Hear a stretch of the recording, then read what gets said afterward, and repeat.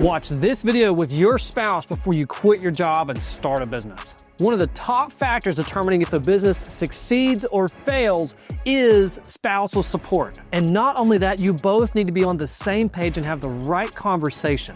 That way your business is set up to be a blessing to both of you, and you know how to navigate most of the challenges you might face along the way. What you don't want to do is take your spouse's agreeableness for granted and just go invest a bunch of money or start investing a bunch of time, quit your job, and start doing something without even having mentioned a word to them.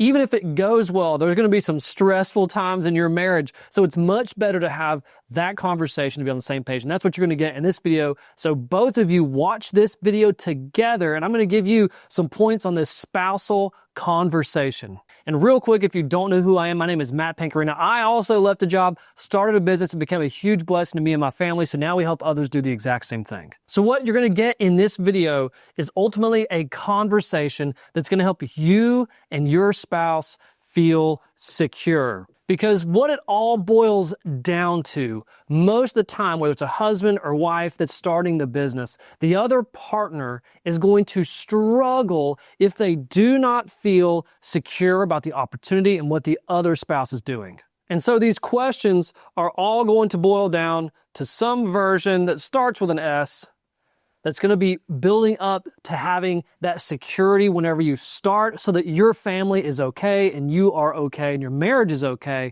no matter what happens in the business. Now, obviously, we want to succeed at this, and a supportive spouse is an essential role to having a company succeed. Okay, so before we dive into the security conversation right here, we first need to address something that very few couples, marriages ever address, and that is this. We need to define what the end scene looks like. Because this whole security conversation is all about where we're at. This right here is the journey in the middle. We'll put a J there. But we need to agree, what is the end scene? At the end of the movie. Now, ideally, it's not the end of your life whenever the business is finally done and doing great, right? But you want to define, what does that moment look like? What are you doing together as a couple? What if you have kids, what's going on with the kids? What are they able to do now with their parents? Or if you're the husband or wife, what are you doing in this scene? What are you capable of that you can't do right now? How is life different?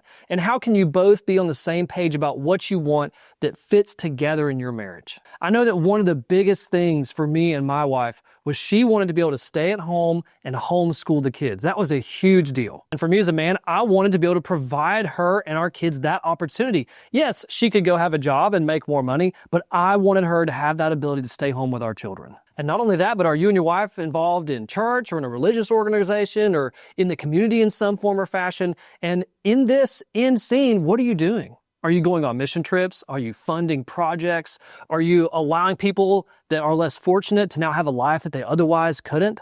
So consider the full picture here. It's not just about the financial wealth that can come with owning a business. You do get lots of freedom and your income potential is far higher, but what is meaningful to you all? Why are you going to set out on this journey? And you will come across challenges, and that's okay. That's why it needs to pay out big on the other side, right? So set this vision in place. Set the scene, make it clear for both of you, and hold each other to that should any of the times get hard or cause any doubt for one or the other. Because you got to be ready to strengthen each other through this security conversation and forward to get there. Now, for whichever y'all might be the more ambitious spouse, just know that you may be the one that has to share this vision a little bit more often to encourage the other one. That's how I am within our marriage with me and my wife. I'm typically reminding her of this is where we're going, this is what we're doing, this is where we're going, this is what we're doing. It's going to be worth it. Also, too, I would encourage you to set a timeline. So for me, I set a certain number of years, and wherever things are at that certain number of years, I'm pulling back.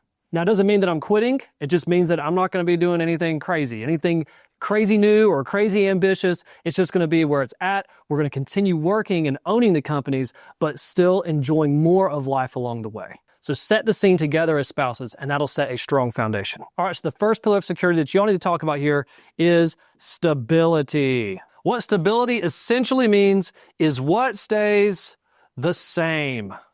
What is not going to change no matter what throughout this process and this journey. The key piece to this is going to be your lifestyle. So this is things like your house, or if you're renting. This is things like school or homeschooling or any parts about your lifestyle, whether it's a certain number of date nights that you all don't want to give up, or if it's any specific expenses that you like to spend, right? Now, do acknowledge that if someone's going to be completely quitting a job in order to invest and start a business with their time and or their money, then the lifestyle, the higher it is, the more risky that can be. But you need to discuss, we're not selling the house, we're not moving, or are we willing to do that, to put more money and time into something? And what are some things that you're willing to temporarily go without in order to lessen any financial risk? Because at the end of the day, the more expensive your lifestyle is, the less time you have to get a business to that point to care for your family.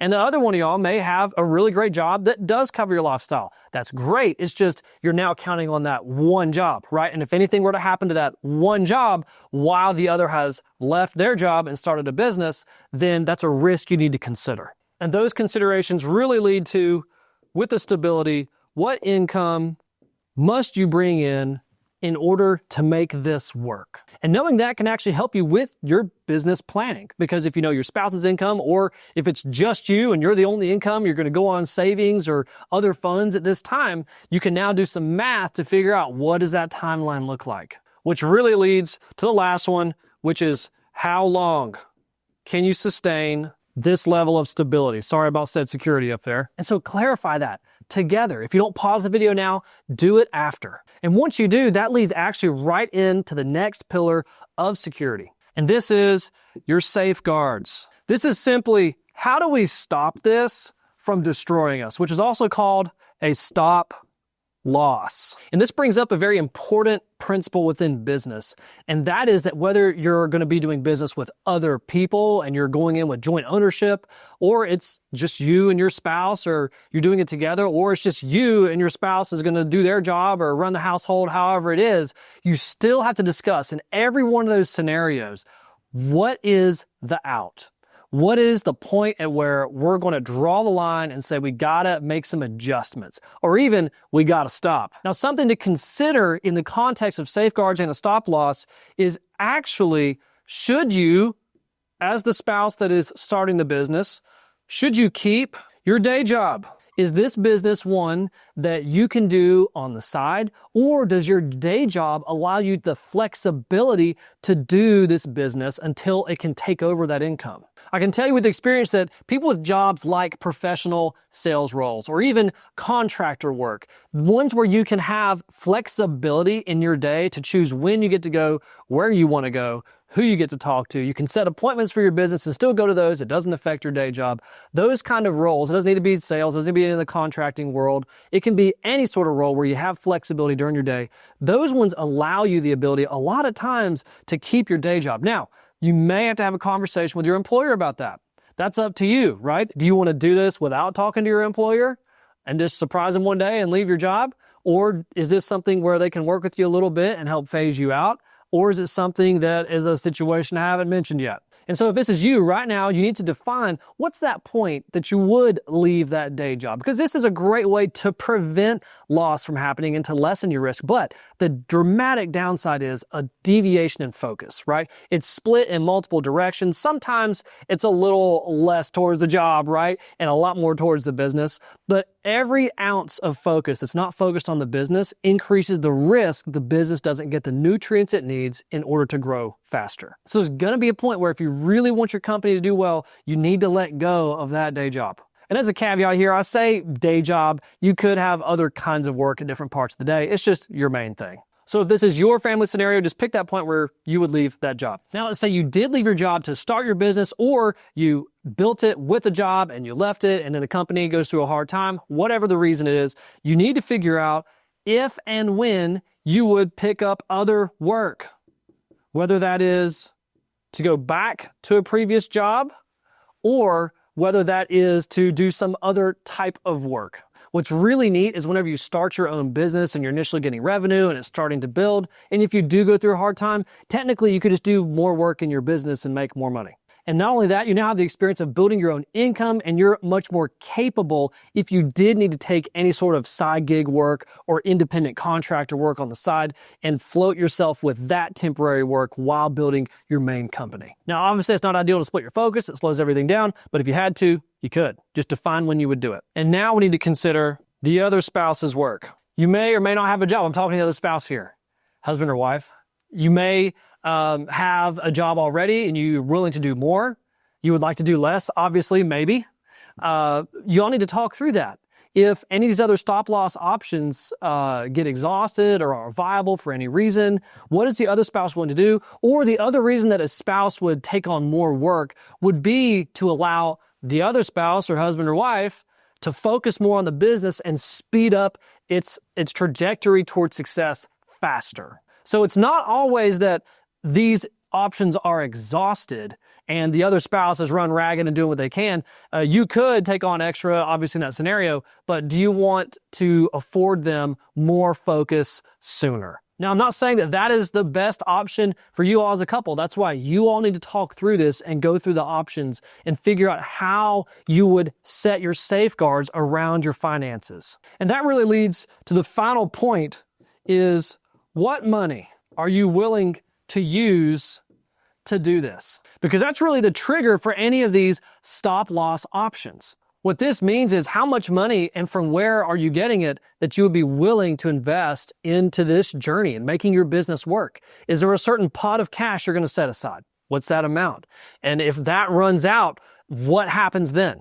And what financially is off limits? Are you going to protect things like retirement accounts? You can use your retirement accounts to start a business. You can do it to buy a business. You can do it to launch a franchise. What about home equity? What about a second mortgage? There's so many different options that you have available, but are you all willing to use those options to make sure your business succeeds? So you need to define what level of capital, as it's called, you're willing to put on the line to make this scene happen. Now, right now, you may be feeling a little bit unsecure hearing me talk about it like that, but there are plenty of things that make a business opportunity work, and a huge part of that is knowing exactly what to do and following the right steps, which reduces risk. If you know what you're doing and you have the resources and the effort that you put in to do it, odds are you're going to do very well. And that's what we specialize in here at the Assett franchise. There's other content on that you can watch another time. But what you want to do within safeguards here is define what are you willing to do and what is going to trigger you to stop doing that or to do something else in order to make this happen. And that leads us to our last pillar here of security, and that is support. There are three main parts of support that you need to discuss. The first is time. How much time are you willing, and I'm talking to the spouse that is going to be starting the business, how much time are you willing to pour into the business to make sure that you all get here to this scene? Now let's flip it around to you, husband or wife, the spouse of the entrepreneur. How much time are you willing to let them invest and spend to help you all get to this scene? I'm not sure how your couple dynamic is, but I can already tell you that my wife wishes that I worked less. But I love working and I want to work more. So we have to continually have this conversation about I need to come down a little bit and she's allowing me to do a little bit more sometimes. And this is a part of the conversation that me and my wife never had at the beginning of our entrepreneur journey, and it would have benefited us so much if we were on the same page about the amount of time that I wanted to spend versus the amount of time that she wanted with me and with the family. We needed to get on the same page about that and to set some boundaries. What I want to be clear about here with an entrepreneur's time with starting the business, it's not that the business requires all this time forever. It's just that the entrepreneur typically enjoys building the business. Now, at the beginning, like anything, it's going to take more time, and that's what you need to talk about, is at the beginning, what's it going to take to get it there? But continue to have this conversation. For me and my wife, Saturdays are off limits. I can work crazy hours and do whatever I want most of the weekday. So talk about how many hours a week, what days of the week. Talk about what family functions you don't want to give up or have sacrificed for this. But also at the same time, what are ones that can go? So for me and our family, I do my best to be there for dinner as often as possible. Now breakfast, I've got meetings and they might sleep in a little bit. And so breakfast is just kind of up in the air. But some families, breakfast is almost religious, right? So that is totally fine. You got to pick what are your time boundaries? What are you, entrepreneur, willing to do to make this happen? How much time are you willing to put in? And then spouse, entrepreneur, what are you willing to let them do? And what do you all need to agree on? Now, number 2, this is, again, spouse help.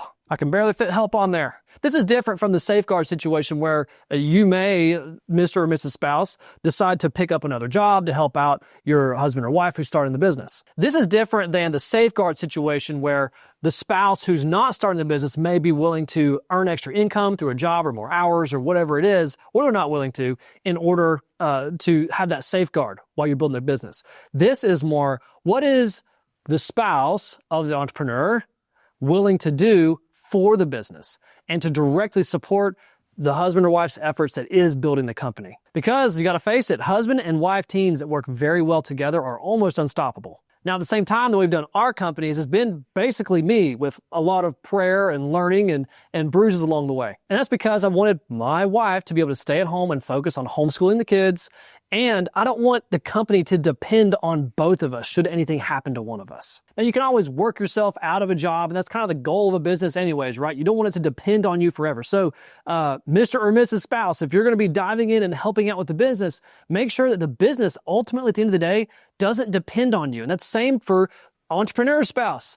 You don't want the business to depend on you at some point. That's how you get it to run on its own. But during this journey here, especially at the beginning, what are you willing to do to help out? And finally, under support, you need to talk about, do you need any support or want any support from a third party? You may have heard me mention earlier that having the right information, more of that information, decreases your odds of failure and increases your odds that you get to this scene.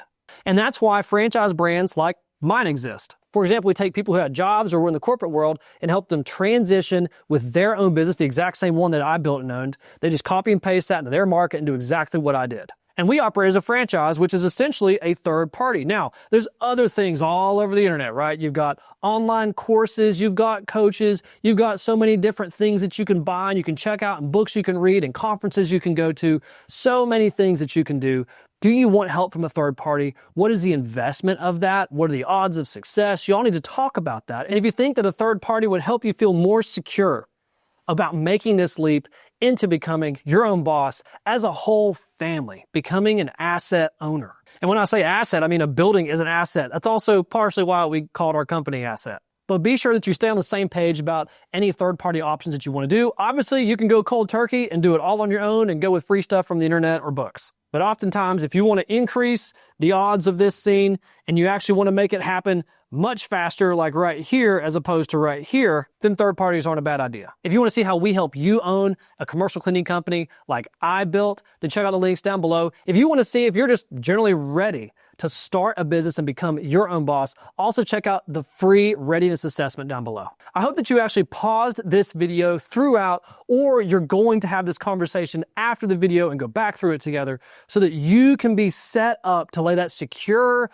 foundation that's required in order to have a happy marriage and a successful business at the same time. You don't have to give up one to have the other. Thanks so much for watching. Again, my name is Matt Pinkarina, CEO of the Assett franchise. I was once in your all's shoes, and I transitioned to becoming my own boss as an entrepreneur. It was quite a journey, paved the way. If you want to learn more about that, check out the links down below. If you know somebody else or a couple that's wanting to get into business ownership, or a husband that's been wanting to, or a wife that's been wanting to, and they want to get their spouse on board, please share this video with them. I'm passionate about helping families transform their lives with business, just like happened with mine. Please share, like, subscribe, and until next time, stay blessed.